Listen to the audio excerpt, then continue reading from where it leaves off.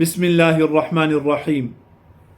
عن أبي هريرة رضي الله تعالى عنه عن النبي صلى الله عليه وسلم قال: إذا استيقظ أحدكم فليقل: الحمد لله الذي رد علي روحي وعافاني في جسدي.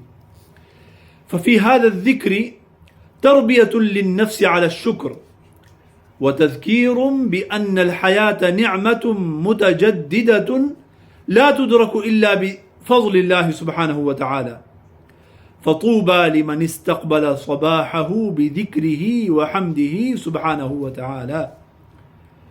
اللهم لك الحمد كما ينبغي لجلال وجهك وعظيم سلطانك. اللهم ارزقنا شكر نعمك ودوام ذكرك وحسن عبادتك، ووفقنا أن نبدأ أيامنا بذكرك ونختمها برضاك، ولا تحرمنا نعمة العافية ولا لذة القرب منك يا رب العالمين.